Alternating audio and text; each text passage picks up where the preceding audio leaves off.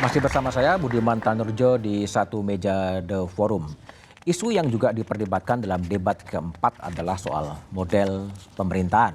Kita akan coba kutip bagaimana Capres nomor urut 1 Pak Joko Widodo bercerita soal visi soal pemerintahan. Di bidang pemerintahan ke depan diperlukan pemerintahan DILAN, digital melayani.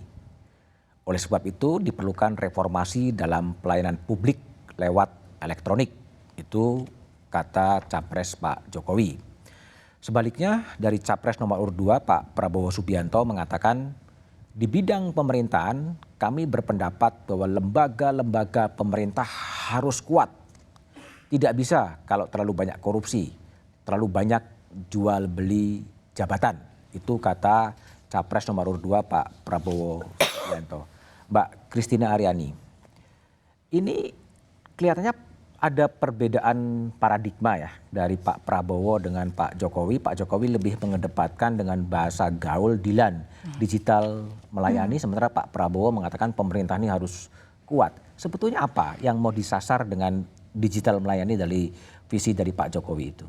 Sebetulnya kalau berbicara tentang konsep pemerintahan tadi yang digital melayani itu kan kemudian diejawantahkan kan dengan beberapa program gitu. Intinya bagaimana pelayanan publik ini bisa responsif dan relevan dengan kebutuhan gitu. Oke, dengan sesuai perkembangan zaman kita gunakan elektronik. Elektronik ini juga bisa memangkas waktu durasi dari pengurusan, lalu juga meniadakan atau menghilangkan peranan-peranan orang yang mungkin aparat yang bisa bermain dengan memperlama lah seperti apa zaman dulu kan kita tahu sekali lah ya kalau pelayanan publik tuh kayak benar-benar headache banget gitu. Nah sekarang kan semua ini sudah diimplementasikan sehingga bisa lebih cepat. Lalu juga dinyatakan ada pembubaran kelembagaan yang lembaga-lembaga yang dirasakan tidak perlu. Itu sudah ada 23 dan kedepannya juga masih banyak lagi yang akan dibubarkan. Sehingga lebih ramping, lebih streamline, pelayanan bisa lebih mudah. Dan yang terakhir adalah peningkatan kualitas ASN-nya. Sehingga mereka bisa memberikan pelayanan yang lebih baik. Termasuk juga dengan kesejahteraannya sehingga mungkin yang tadi ada hal-hal yang bisa terjadi itu bisa lebih diminimalisir. Tapi kembali lagi kepada individu juga ya. Kita bisa membuat program sedemikian bagusnya. Tapi kalau memang ada satu individu atau dua individu yang ingin bermain di situ dan mengambil keuntungan dari suatu sistem, itu sangat mungkin masih bisa terjadi. Oke, baik. Kalau Dian melihat tadi Pak Prabowo juga visi pemerintahan ingin pemerintahan yang kuat, ya, militernya juga ingin kuat. Pemerintahan yang kuat ini pemerintahan yang seperti apa sih kalau digambarkan dalam bahasa yang lebih mudah dipahami gitu? Pemerintahan yang kuat adalah ekonomi yang kuat yang akan mensejahterakan rakyatnya dan juga mencegah kebocoran. Karena itu kalau kita lihat dari hasil Litbang KPK ada kebocoran sebesar 2.000 triliun. Jadi kalau sebetulnya kalau 2.000 triliun ini bisa kita cegah, BPJS ini tidak akan bisa menjadi hutang. Kalau konteksnya korupsi, mengapa tidak menggunakan terminologi pemerintahan yang bersih gitu ya?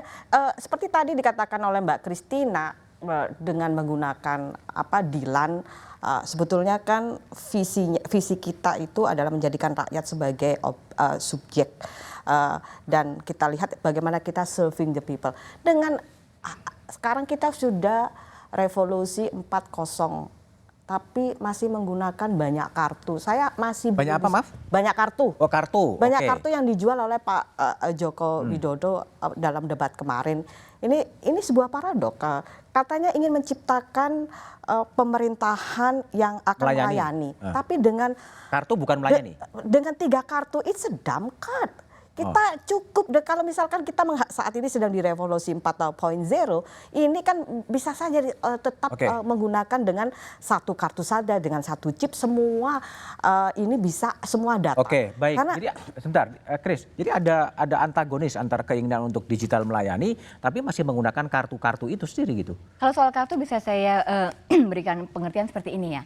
Misalnya PKH lah, program PKH. Itu kan untuk penerimanya kan tidak bisa semua orang menerima gitu. Ada kategori khusus. Nah, apakah dengan satu KTP semua orang langsung bisa terdeteksi? Itu kan masih perlu waktu untuk transformasi sistem ini.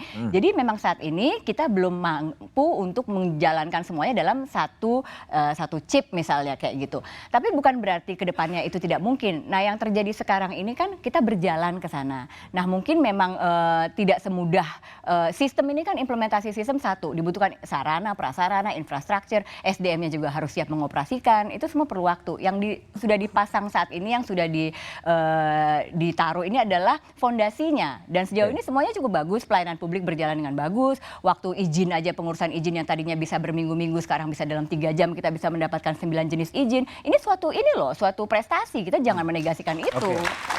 Meskipun Pak Prabowo mengkritik kartu-kartu pemborosan juga tentunya. Intinya kan kita tahu lah, di sini kan selalu dilihat apa yang dinyatakan Pak Jokowi pasti di counter dengan sesuatu. Nah ya kita paham lah kalau soal itu. Ya, maaf Mbak Christina ya, bagi saya ini sangat bertolak belakang. Mas Budi ini menunjukkan ya kapasitasnya Pak Jokowi hanya seperti itu. Menginginkan 4.0 tapi ternyata yang dikeluarkan masih 1.0 gitu loh. Jadi, tapi memang belum sempat ke sana kan?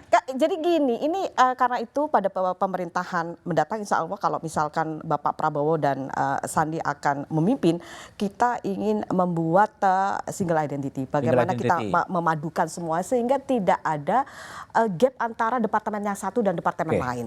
Data PKH itu 64 juta ya. Tapi data kemiskinan BPS itu cuma 24,9 juta. Artinya Pak Jokowi sendiri mengakui ketika dia mau bagi-bagi charity 64 juta, tapi data kemiskinan yang diungkapkan untuk menunjukkan bahwa dia telah berhasil adalah 24,9 juta. Artinya ini tidak ada kesinkronan. Beliau sendiri menunjukkan bahwa tidak ada data yang sama di sini. Ini carut marut pemerintahan saat ini luar biasa. Kalau soal itu terus terang saya belum memiliki datanya sehingga ini saya mesti akan cek lagi. Saya tidak akan mengcounter, saya ini akan cek lagi untuk. Ya, dan termasuk juga dengan Kartu Indonesia Pintar. Kartu Indonesia Pintar sendiri saat ini baru ada sekitar 41,9 juta yang belum tersentuh. Masih banyak yang belum tersentuh, masih ngeluarin kartu-kartu lagi. Begitu. Bagi saya ini tidak akan menyelesaikan persoalan kesejahteraan rakyat. Jadi kita harus mulai dari hulunya yaitu bagaimana kita melihat data ini harus dipadukan. Baik, saya akan ke Gustika ya, sebagai orang yang berada di luar 01 dan 02 kira-kira gitu. Jadi kalau menurut pandangan Mbak Dian tadi adalah gagasan Pak Jokowi digital melayani kadang-kadang direspon dengan kartu-kartu yang kadang agak kontradiksi. Kalau menurut Mbak Gustika gimana lihat itu? Menurut saya Budian dan Mbak Christina dua-duanya they both have a point. Jadi dalam arti kartu miskin itu menurut saya temporary solution. Temporary solution. Tapi saya melihat memang dalam 5 tahun ke depan mungkin ini dibutuhkan gitu. Memang belum bisa menjadi satu kartu toh? Saya rasa sistemnya juga harus diperbaiki dulu ya. Misalnya saya ambil contoh orang tua saya yang lahir tahun 54 56. Mereka berdua tidak memiliki akte kelahiran karena zaman itu mereka belum belum ada namanya akte kelahiran itu. Jadi di pulau-pulau luar Indonesia pun misalnya banyak yang mungkin kalau harus mengurus satu kartu yang udah tersistematis secara baik gitu akan lama karena harus urus akte, harus urus ini, harus urus itu. Jadi I see as a temporary solution, misalnya seperti kalau misalnya disimplifikasi gerbong KRL khusus perempuan itu bukan jawaban dari sexual harassment, tapi itu solusi sementara. Kalau Gustika mencoba mengkritik salah satu dari Pak Prabowo dan Jokowi dari debat keempat apa? Dari debat keempat termasuk soal pemerintahan, soal ideologi. Mungkin kalau dari Pak Prabowo apa? Kalau soal diplomasi ya, mungkin saya agak bias sejujurnya, karena ayah saya seorang diplomat. Menurut saya diplomasi kita saat ini udah cukup kuat kok. Tahun lalu kalau nggak salah kita menjadi tuan rumah untuk IMF dan World Bank. Dan kalau nggak salah juga tahun lalu Wakil Presiden Mike Pence datang, Wakil Presiden Amerika datang, Raja Salman,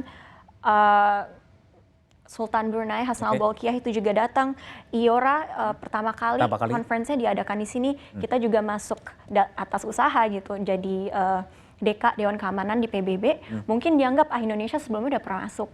Itu betul. Tapi kita harus usaha untuk masuk keluar terus gitu, karena itu sesuai dengan pembukaan undang-undang kita bahwa kita harus mengambil peran dalam kedamaian dunia, dan itu yang salah satunya menurut saya realisasi tersebut gitu kan, intinya apa yang terjadi di Indonesia dan kita di luar negeri itu harus sinergi, dan menurut saya itu cukup baik.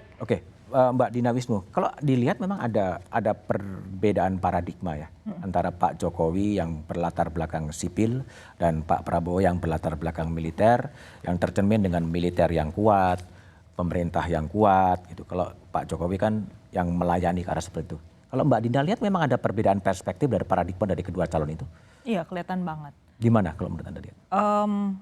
Jadi yang menarik adalah kemudian runtutan solusinya itu loh. Oke. Jadi kalau orang sudah melihat dari kacamata tertentu, otomatis sebenarnya bisa kita baca, kita runtut ke belakang. Kalau ada masalah ini berarti solusinya dia kemungkinan apa. Dan di sini kontras banget kan sebenarnya. Kelihatan sekali dibandingkan debat-debat yang sebelumnya. Kalau benar-benar jadi salah satu di antara mereka, solusi untuk masalah internasional tuh bisa kontras, beda sekali. Bisa kontras? Kontras. Oke. Jadi misalnya kalau Pak Jokowi yang dia bayangkan sistem untuk jalan itu step by stepnya harus terpenuhi dulu semuanya. Roadmap-nya ada ya? Roadmap-nya, komponen-komponennya tuh semua lengkap lah. Orang-orangnya, bahkan digitalnya harus tersedia dulu semua. Jadi buat dia jalan ke depan tanpa itu udah kayak orang pincang duluan gitu ya. Sementara kalau Pak Prabowo, pokoknya dia harus begini, nanti yang lain nyusul kayaknya. Begini harus begini itu apa Mbak? Bisa di... Ya tadi Indonesia harus kuat, disegani. Pokoknya sediakan dulu, sediakan dulu. Ini adalah sebuah visi Mbak, visi sebagai seorang leader. Tapi how-to-nya harus dijelaskan juga. Akan berbeda dengan seorang manajer yang bicara sangat teknis sekali. Bangsa ini bangsa yang besar tapi Mbak Dian. Kalau kita lihat tadi misalnya soal kartu misalnya, realita di lapangan, saya udah ngurus isu jaminan sosial tuh dari tahun pertama belum ada BPJS ya. Tantangannya apa? Di level bawah, di level Pemda, itu kesenjangan data juga besar sekali. Jadi bukan hanya di antar KL ya, kementerian lembaga, tapi di level Pemda pun itu nggak matching datanya. Nggak ada by name by address yang matching, nggak ada updated data.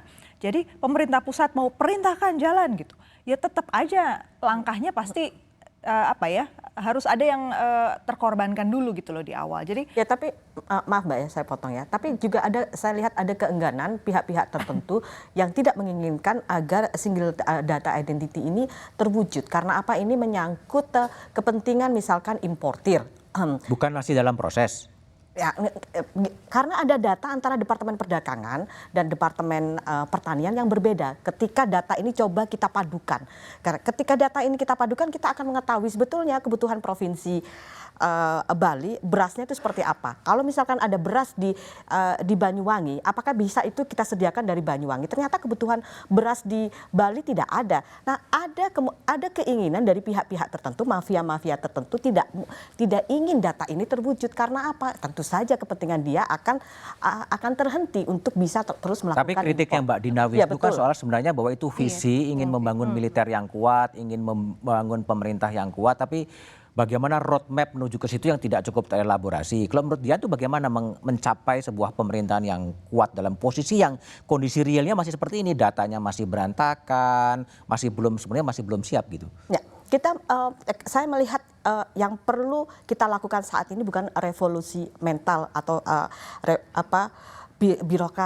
revolusi birokrasi ya. Tapi saya melihatnya perlu adanya birokrasi gotong royong. Bagaimana birokrasi ini kita bagi peran kita sebagai pemerintah, peran civil society, dan juga peran masyarakat itu sendiri. Jadi birokrasi ini tidak melulu itu kerjaannya birokrasi, sehingga saya nggak mau terlibat. Tapi juga masyarakat juga adik-adik di sini juga ikut membantu mewujudkan birokrasi gotong royong. Kita jejaring sesama kita juga ingin membantu bagaimana data-data ini juga bisa cepat terwujud. Itu pertama yang saya. Tapi gini, selain ada perdebatan soal gagasan, soal pemerintah yang kuat, pemerintah yang melayani, militer yang kuat dari pertahanan, tapi juga dalam perdebatan juga memunculkan ini persahabatan. Ada kontestasi demokrasi tapi tetap bersahabat. Jawabannya setelah jeda berikut ini.